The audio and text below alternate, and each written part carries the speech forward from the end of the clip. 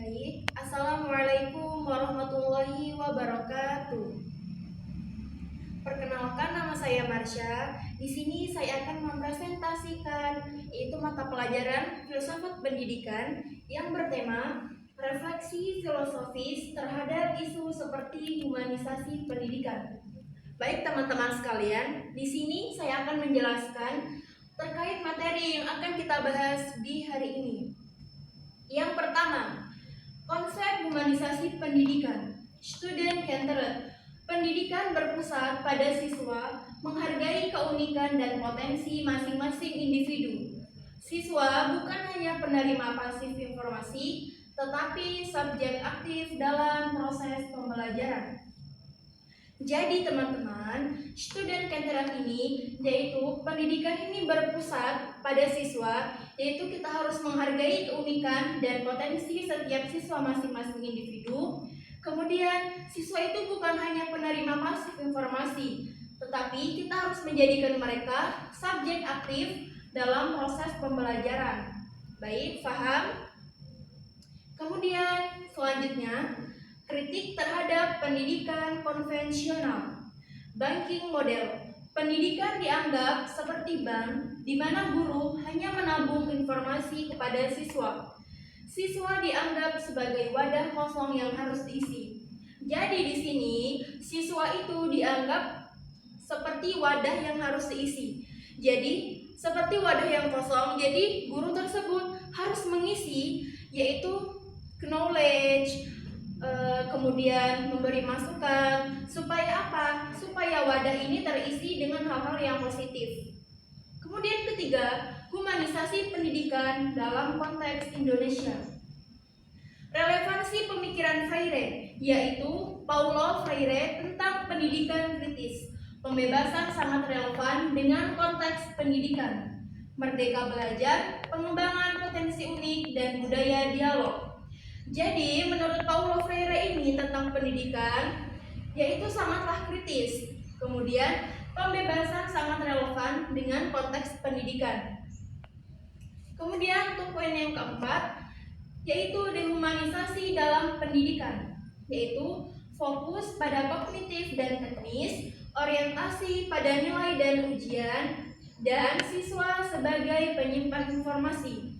Jadi, dehumanisasi dalam pendidikan yaitu bagi guru harus fokus pada kognitif dan teknis pembelajaran mereka masing-masing, kemudian terhadap nilai dan nilai ujian mereka, yaitu siswa sebagai penyimpan informasi. Ya. Kemudian untuk poin kelima, filsafat humanisme sebagai dasar humanisasi, yaitu ada dua prinsip-prinsipnya. Yang pertama, menghargai kebebasan berpikir dan berekspresi siswa. Dan kedua, menjadikan pendidikan sebagai ruang dialog. Jadi humanisme ini yaitu ada beberapa macam, yaitu ada dua. Yang pertama, jadi guru itu harus menghargai atas apa yang telah peserta didik itu lakukan, dan atas berpikiran mereka. Kita harus memberikan mereka ruang untuk berpikir dan kemudian berekspresi siswa, kemudian dan menjadikan peserta didik sebagai ruang dialog. Baik, kemudian metodologi penelitian. Metodologi bisa kita sebut sebagai cara, ya, yaitu ada 4 macam. Yang pertama, jenis penelitian kualitatif, pakai kajian filosofis. Kemudian yang kedua, sumber data, diantaranya ada primer dan ada sekunder.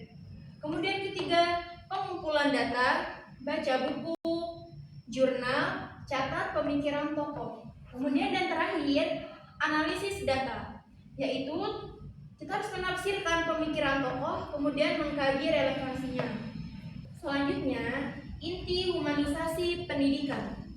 Bukan cuma menilai, tetapi karakter, kesadaran. Jadi untuk guru itu kita jangan hanya menilai anak tersebut dari nilai ujiannya, tetapi kita harus memberikan mereka kesadaran, ya. Kemudian kedua, dehumanisasi pendidikan yang tidak manusiawi, banking education. Kemudian ada guru otoriter. Apa sih yang dimaksud dengan banking education ini? Jadi banking education ini siswa yang pasif, Kemudian apa yang disebut dengan guru otoriter, yaitu siswa tidak bebas. Ya.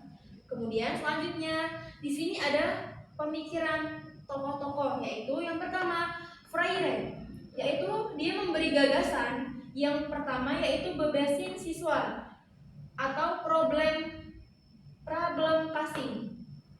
Ya, jadi menurut Freire ini kita harus membebaskan siswa agar apa? Agar mereka tuh berkembang dan tidak hanya memikirkan itu saja. Kemudian ada Ki Hajar. Guru harus jadi teladan. Jadi guru itu adalah sebuah panutan anak-anak. Jikalau kita benar, maka siswa akan ikut benar juga. Tetapi jika kita melenceng dan sebaliknya akan ikut seperti kita juga. Jadi kita harus menerapkan di dalam hati kita itu suri teladan yang baik. Kemudian 3, the way, belajar lewat pengalaman langsung. Dan terakhir, Rousseau, yaitu pendidikan kodrat anak. Jadi, kesimpulan dari apa yang telah kita bahas tadi, yaitu 1, pentingnya humanisasi. Kemudian kedua, masalah di pendidikan. Dan ketiga, tokoh penting. Dan keempat, pentingnya keseimbangan. Dan kelima, cara menerapkan, yaitu saran untuk guru metode belajar yang melibatkan siswa secara aktif, menghargai potensi mereka. Kemudian kedua, dan untuk lembaga pendidikan, jangan hanya mengarah kepada nilai saja, tetapi harus juga membentuk karakter seseorang peserta didik.